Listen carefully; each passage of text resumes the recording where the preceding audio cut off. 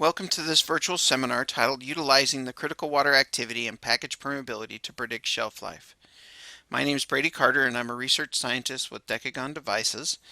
And this virtual seminar will present information about how to utilize the knowledge of a critical water activity in order to be able to take a look at what happens in a package and how that can impact shelf life based upon your product moving to a unsafe water activity or beyond that critical value. And so this critical water activity could be because of microbial spoilage, could be due to chemical reactions.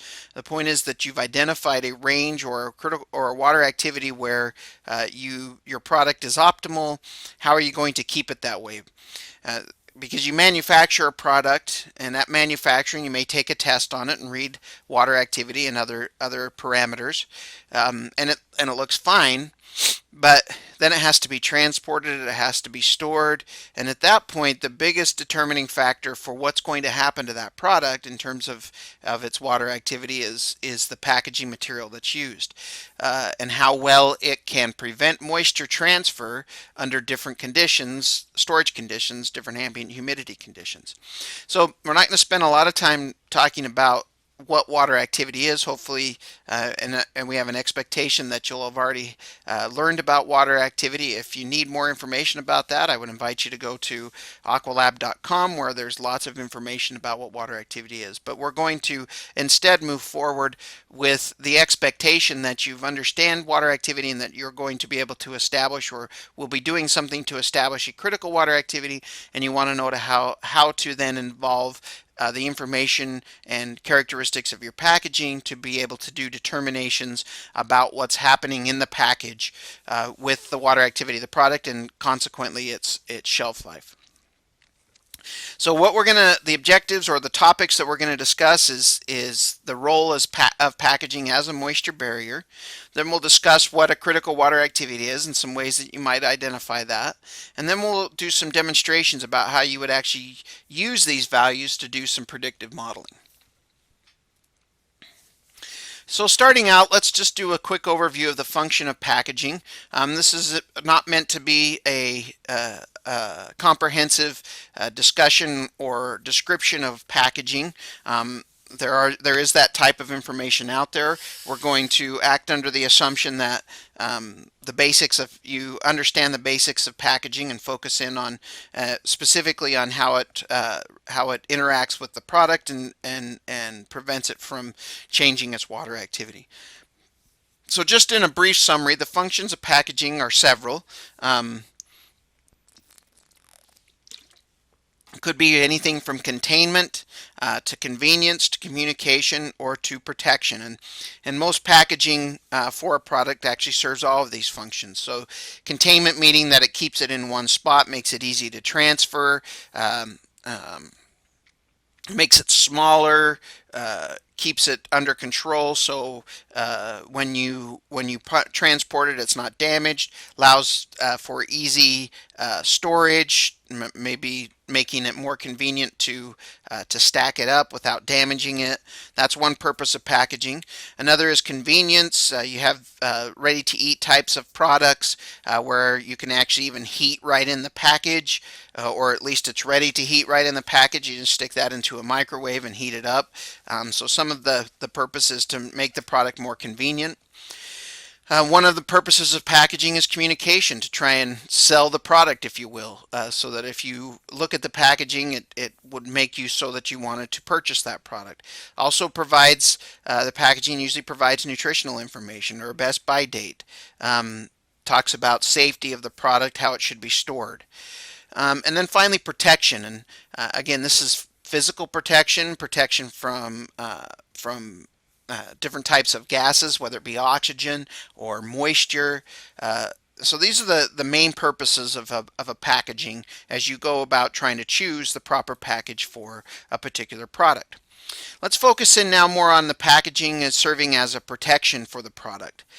So one of the things is to protect it from physical damage. So you may have a product such as if you think about eggs, fresh eggs have to be packaged in such a way so that they can be handled but aren't going to all break because they're very fragile.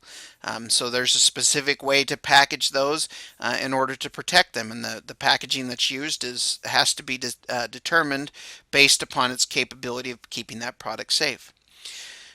Another purpose of packaging is to protect from microbial contamination. Think about a fresh product that's canned or bagged and sterilized in the package. So the product can be on the shelf as long as it's not open, because the packaging itself, so you have a sterilization process that kills anything that's present, but in order for it to remain safe, that packaging has got to be a protection barrier to keep any additional microbial contamination from getting to the product while it's sitting in the package. One purpose of packaging could be to protect the product from oxygen.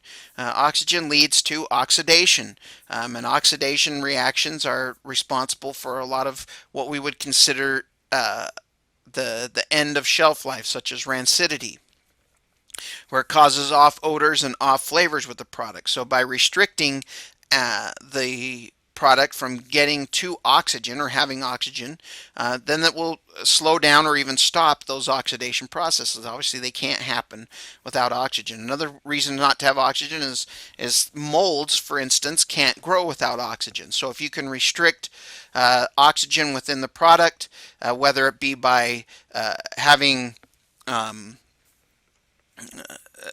modified packaging that you use, or doing a nitrogen flush or vacuum packing. Purpose there is to keep oxygen out, and then the packaging that you use, of course, is going to have to be have very low oxygen permeability properties so that oxygen doesn't come in to the product after it's been removed while it's sitting in storage. Another purpose of packaging may be to protect the product from light. Sunlight, especially, can result in the formation of free radicals. Free radicals are also one of the leading causes of chemical breakdown or chemical stability loss, because they're required for many of the reactions that occur, including the oxidation process. So light can lead to a lot of problems in certain types of products if they get exposed for an extended amount of time. And then finally, one of the main purposes of packaging is to protect the product from moisture loss or moisture gain, depending on the particular product. But you take a product whose water activity is of a certain value, and keep in mind that water activity and relative humidity are related. Water activity is the energy of the water in the product. Relative humidity is a measure of the water that's in the air or the environment around us, and a determination of how close that air is to the point of saturation.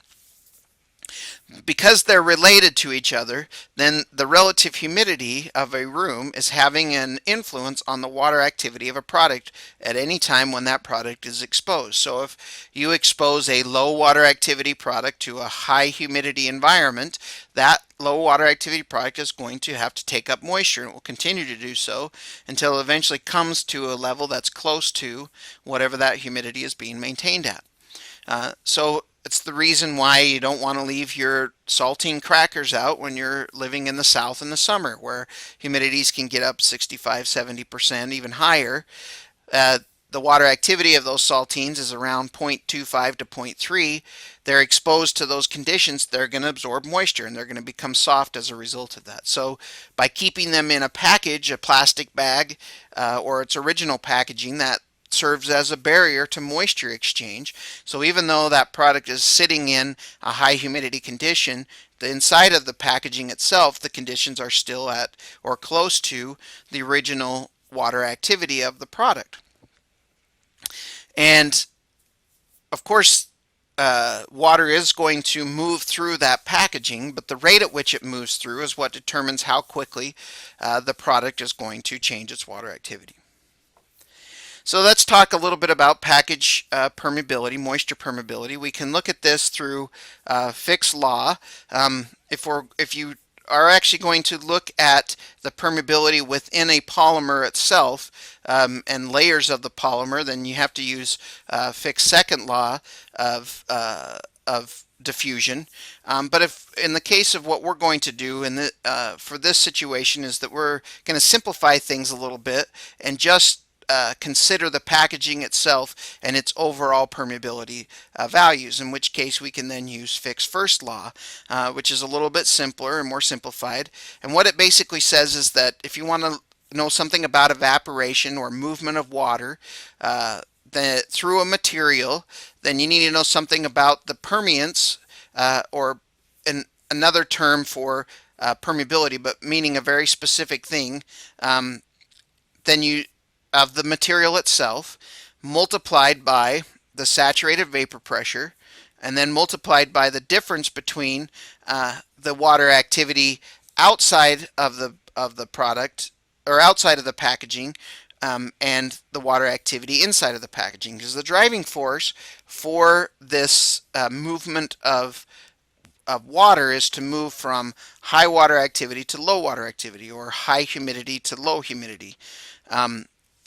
And in reality, it's vapor pressure differences that actually determine that, and we can translate water activity into vapor pressure by multiplying it by the saturated vapor pressure, which is why that appears in the equation. So really, what we're looking at, and what drives what the driving force is for water to move through packaging, is a difference in the water activity of the conditions inside of the packaging and the water activity out, or the relative humidity outside of the packaging. When there is a difference between those, then there is a driving force for water to leave or to go into the packaging and impact the product that's inside of it, depending on, of course, what the water activity is in the material and what the relative humidity is of the air surrounding it. Because it can certainly go the other direction in terms of you've got a high water activity product being exposed to low humidity. In this case, the water wants to leave the packaging and go to the environment, which would cause then the product to dry out or lose moisture, which could have an impact on its textural properties and its appearance as well, in a product that's meant to be a little bit more moist. So the packaging may be trying to keep water in, or it may be trying to keep water out.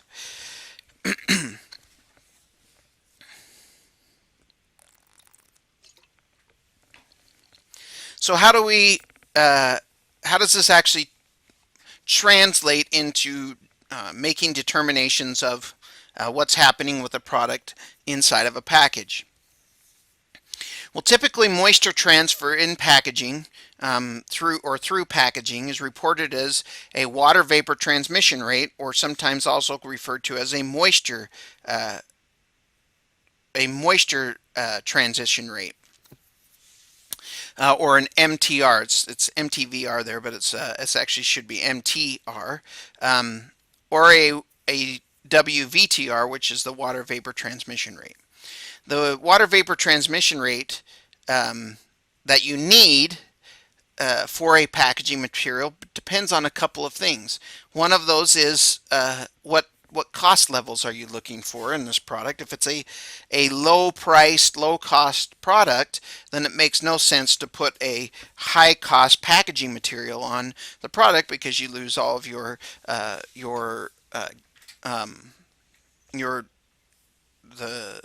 money that you can potentially make for that product. You lose in packaging costs. So that's one of the determining factors for what the water vapor transmission rate needs to be.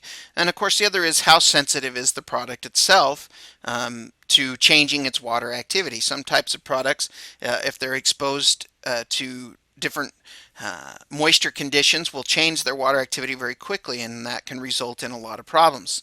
Others have the capability of being able to absorb a fair amount of moisture without big changes in its water activity, and those products aren't nearly as sensitive to exposure to moisture, and so they're able to so that for those types of products don't necessarily need as high a level of water vapor transmission rate, sorry, as stringent or restrictive water vapor transmission rate. So in general, the higher that WVTR value, means that water more readily moves through the packaging material. The lower that WVTR value, the less permeable that packaging is to moisture movement. And so this water vapor transmission rate is determined typically using an ASTM standard, and it's usually something that's done with instrumentation. There's different types of instruments available, but basically what happens is you place your film or packaging material inside of in between two chambers. Into one of the chambers is introduced a certain relative humidity, and then on the other side is some sort of a sensor or desiccant that you weigh that's receiving that moisture through the film, and then based upon the weight change or the relative water activity change on the other side of the chamber, you can track that and translate that into a rate of moisture movement across the packaging, and that becomes this water vapor transmission rate. Now, in order to be able to take that value, because it doesn't take into account the vapor pressure under which it was determined, so it becomes a value that can't be used and plugged into first principles equations like a fixed first law. So in order for us to be able to do calculations and modeling with a water vapor transmission rate, we have to convert it into something called permeance. And then when we have it in permeance, we can then plug it into these equations and do some modeling work with it. So while the WVTR value can give you a relative understanding of what the properties are of different packaging materials, such that you can make decisions about what you need to buy based on what's required for your particular product. In order to do modeling work, we have to convert that into a fundamental value which we call permeance. So here's a list of common water vapor transmission rates for different types of packaging. Glass being essentially zero.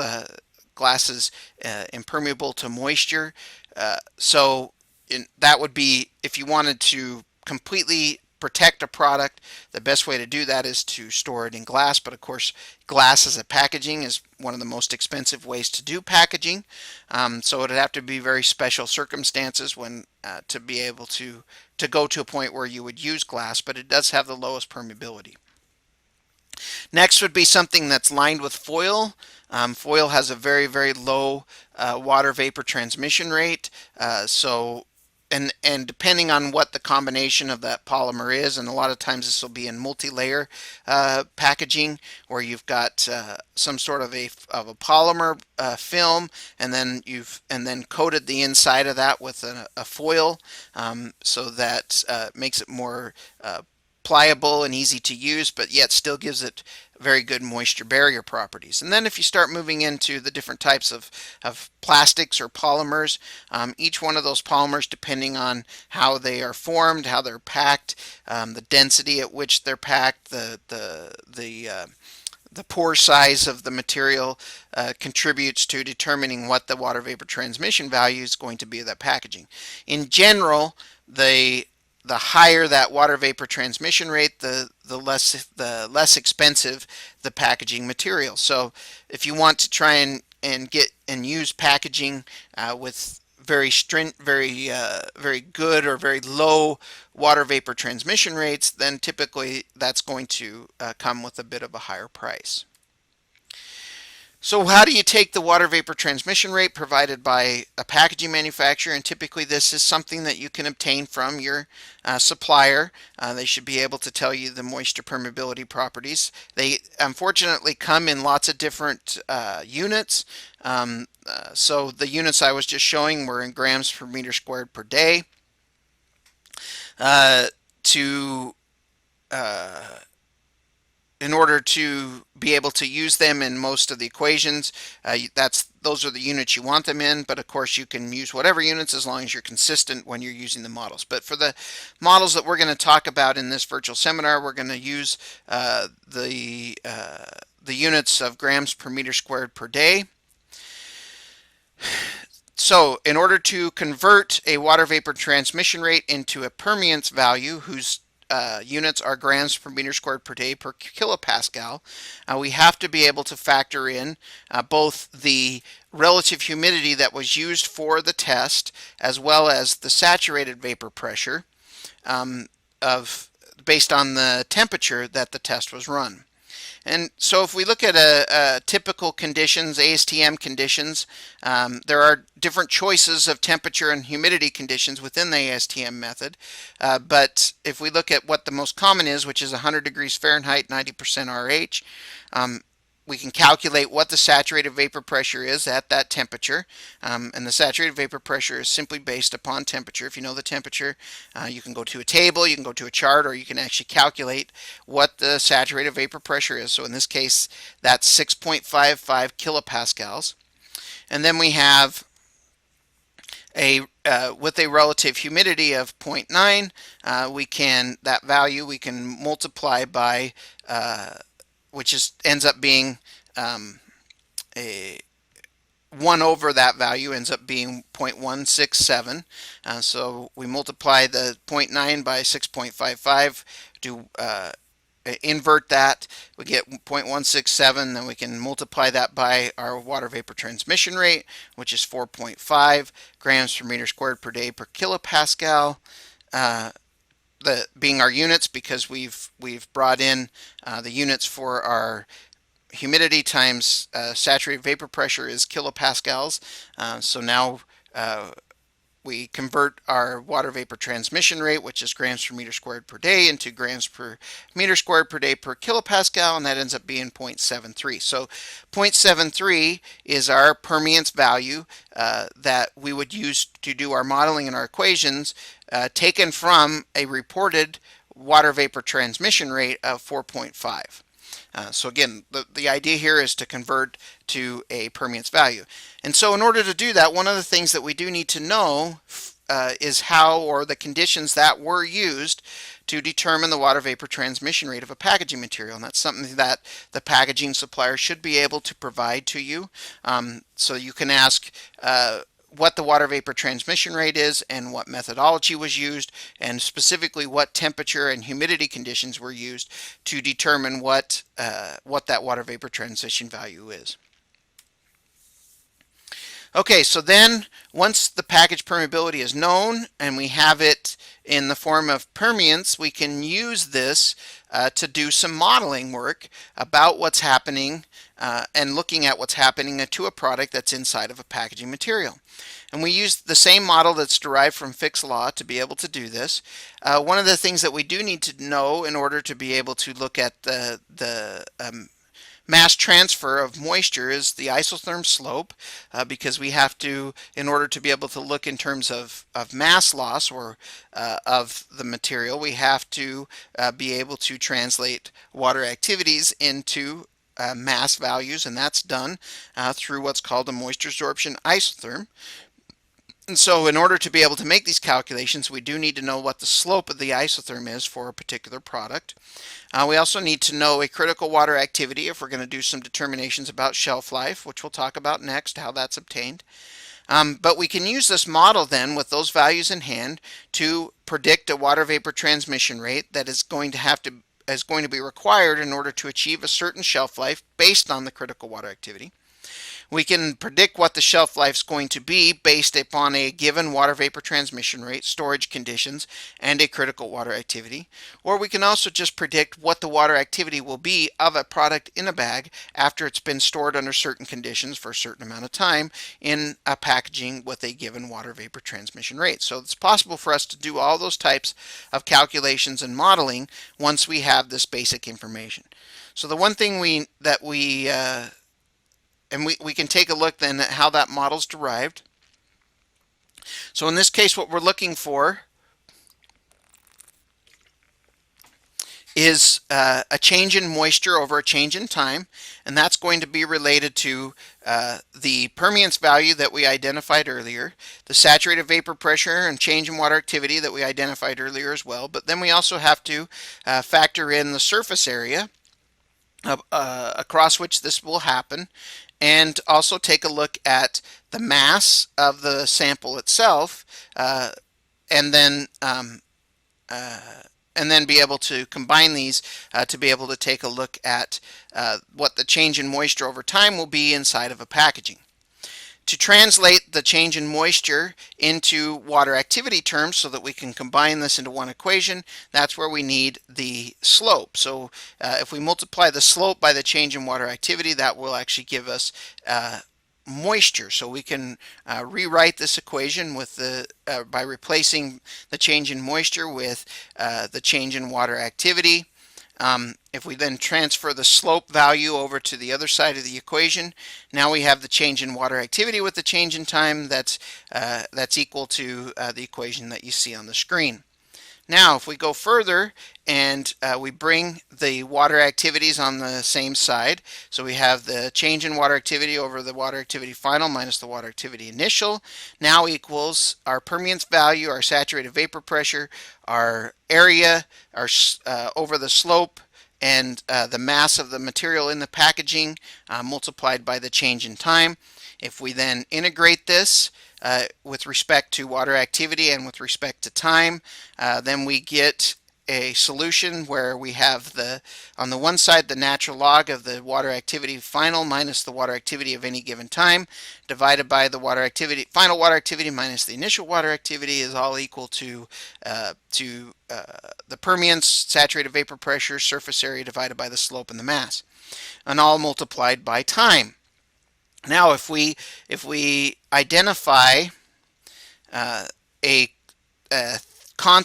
time constant value that is equal to the terms that we have taken out of the equation, where that value is now equal to the slope multiplied by the mass divided by the vapor pressure, the surface area, and the permeance value, we can allows us to be able to simplify this equation such that we can now have it in a form where we can look at the changes in water activity, or we can solve for shelf life being the time in this, or we can solve for the permeance value that we need and then translate that back into water vapor transmission rate.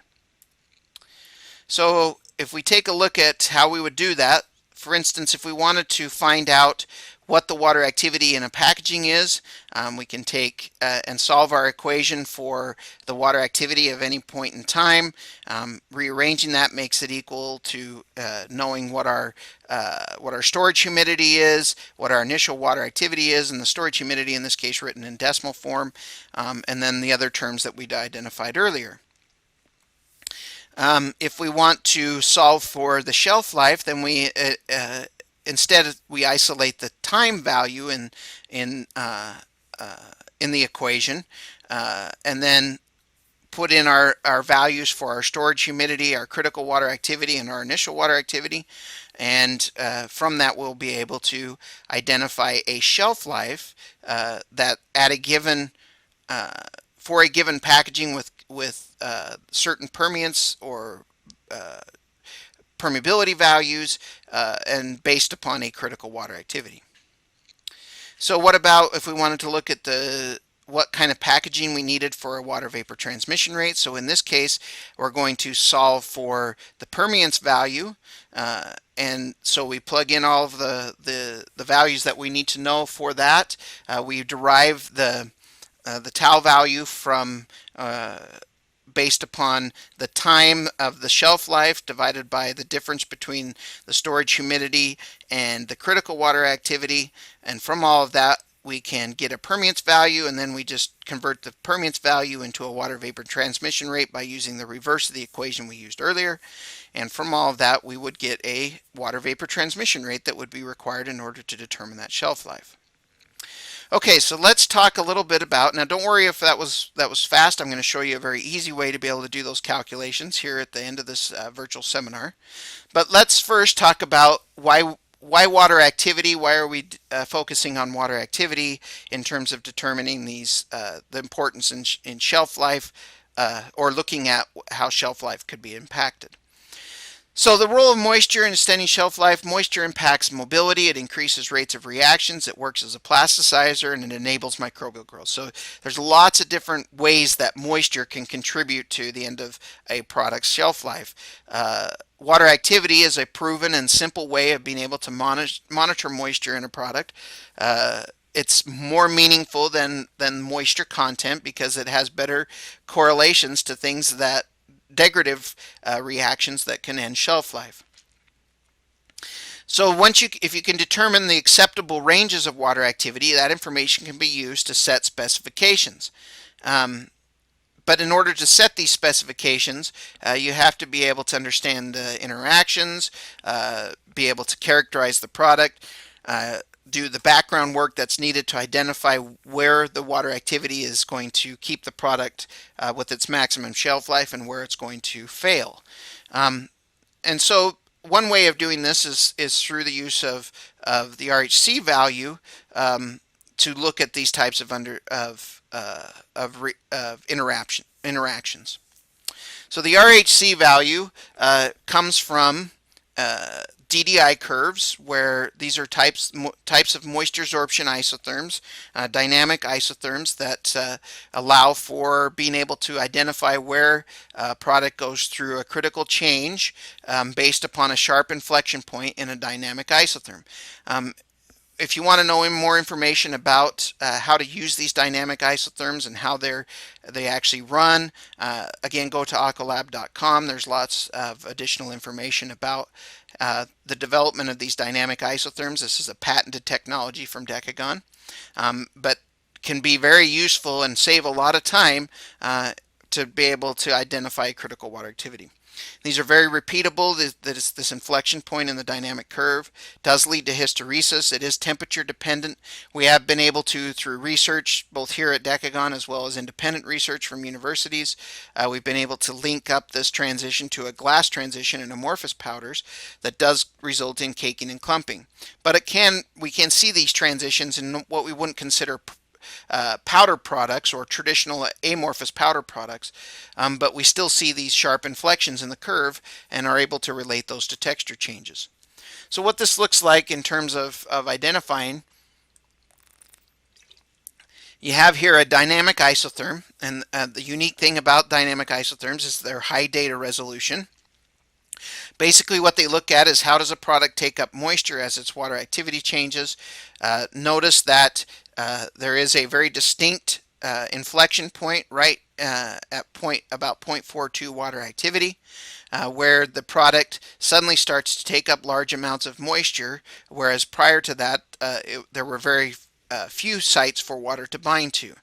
And so for this particular spray-dried milk powder, what's happening here is that it starts out in an amorphous glassy state as a spray-dried powder. Once it got to water activities higher than the critical water activity, or where that inflection point occurs, it then transfers into what we call the rubbery state. So and the reason why that happens is that in this initial glassy, high viscosity condition, with very little free volume, very little mobility, there are limited binding sites that are available to water for water to interact.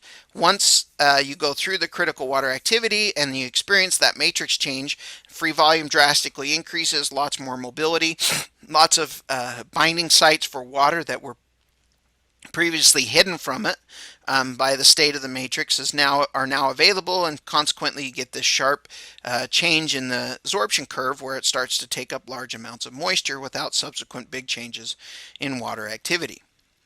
And so we can also identify that this is the point where products that are meant to be stiff or crisp are also going to lose their texture. So it becomes a critical water activity for many different events that are going to lead to failure of the product. So some of the again, possible implications of this inflection point in the DDI curve could be glass transition. It will lead to crystallization. We've shown it to lead to caking and clumping, could be a loss of texture, and we've even been able to see it identify the point at which permeability is changed drastically, such that water starts to diffuse into products that previously had some sort of a protective coating on them that was whose purpose was to be resistant to diffusion of moisture through the into the interior of the product.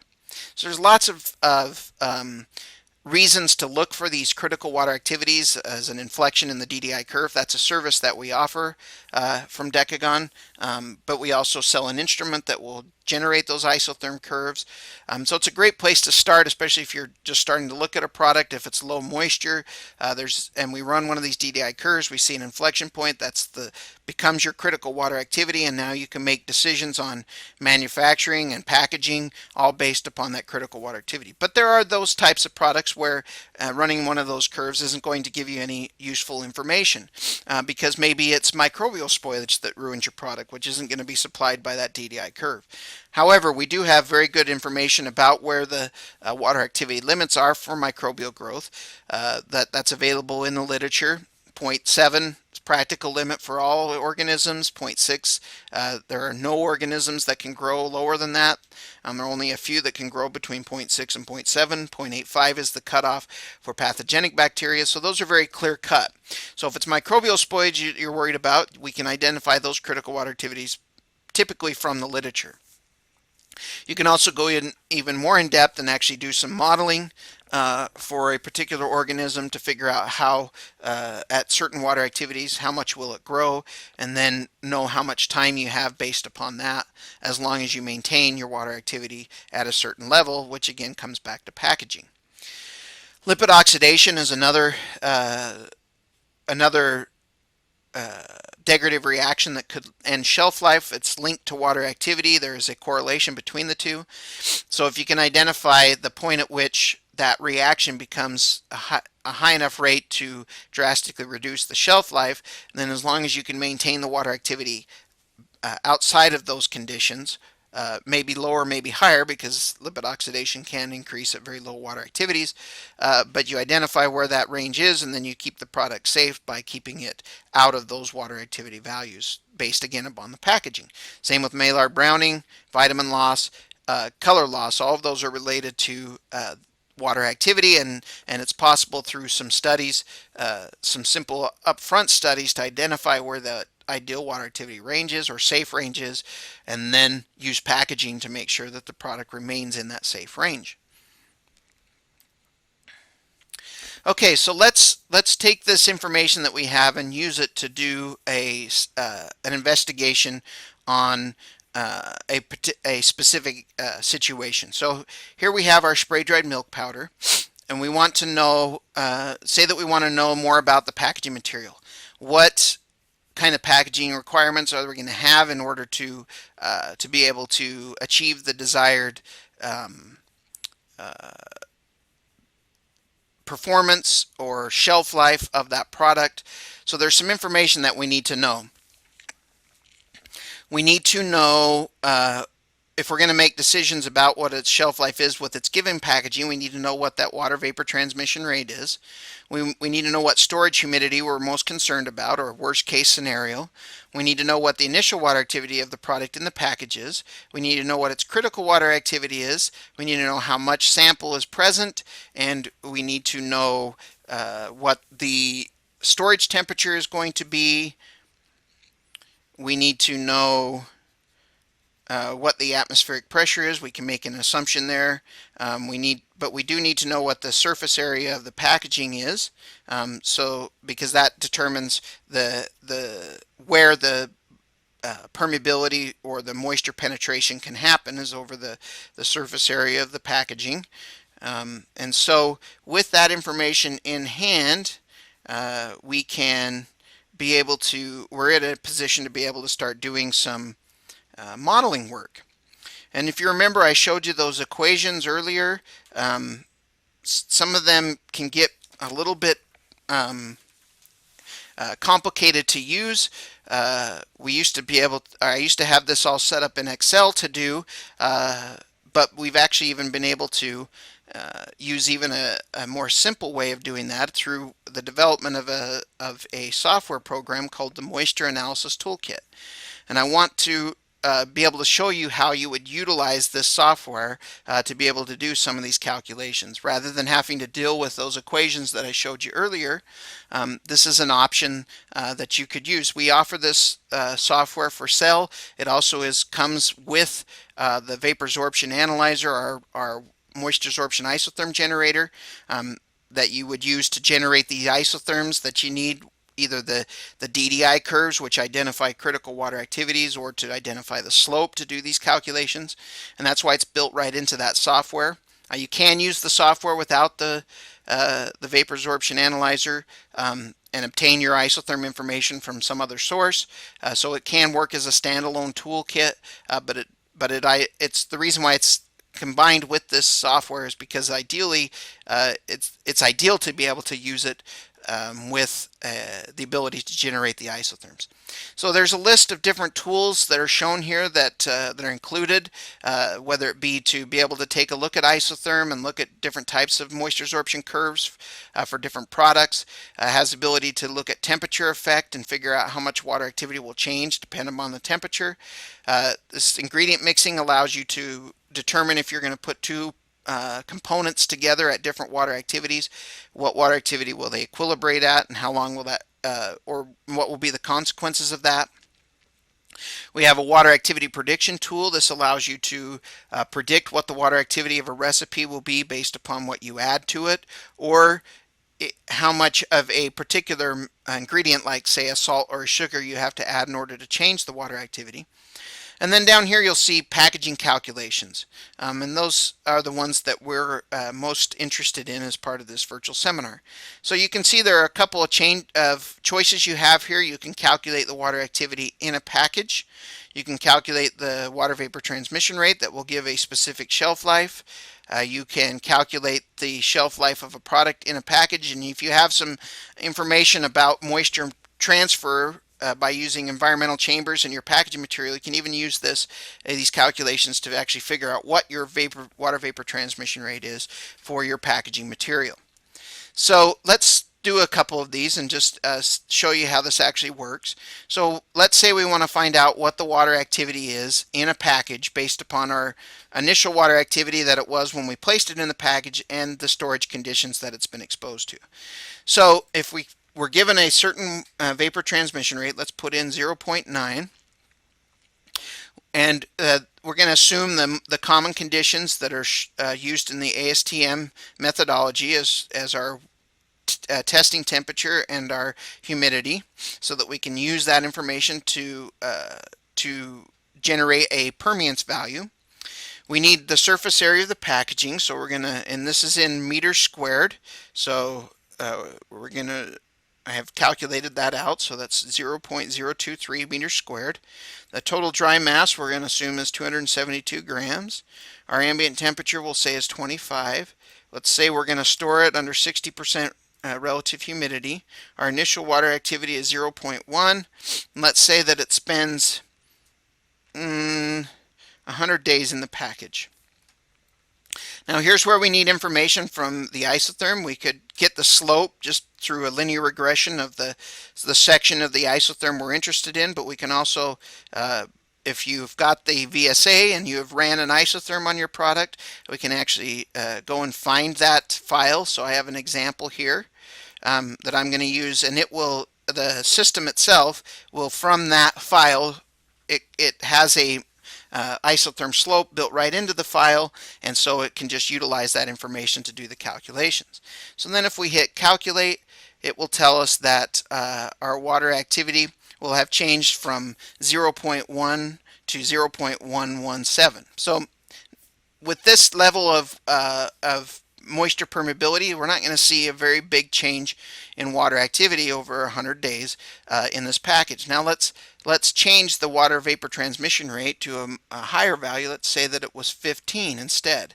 Now let's hit calculate, and now you can see what the impact is of changing the water vapor transmission rate of your packaging. Now it's a much bigger experiences a much bigger change in water activity because of the increase in the water vapor transmission rate of the packaging material. So what this allows you to do then is to go in and change any of the conditions in here. If you wanted to see what 80% relative humidity does to it, you can put that in and see how much of a bigger change you have. And how much time it spends. All this information can be manipulated and see what the impact is on the water activity of the product in the package. Now let's say that you wanted to go a little bit further and you wanted to actually figure out what the shelf life is in a packaging based upon a given water vapor transmission rate. So again, here we're gonna put in our temperature and our testing humidity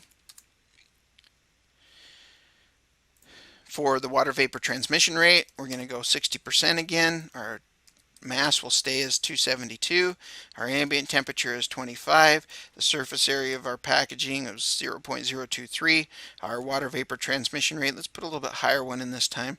Let's say that it's 10. Our initial water activity, let's change it a little bit and we'll say that it was 0.25. Now our critical water activity is the value that we would have attained through the investigations that I showed earlier. Maybe it's found from an inflection point in a DDI curve like we showed in the example. In this case was 0.43. But maybe for your particular product it's a different value based upon chemical reactions or based upon microbial stability. The idea here is to identify a value where things are going to go bad. And then we bring in our file again to get our slope, and we hit calculate, and it tells us that we, under those conditions with the vapor transmission rate that we've shown, we're going to have 115 days of shelf life, or in other words 115 days until the water activity of the product is going to move beyond the critical water activity.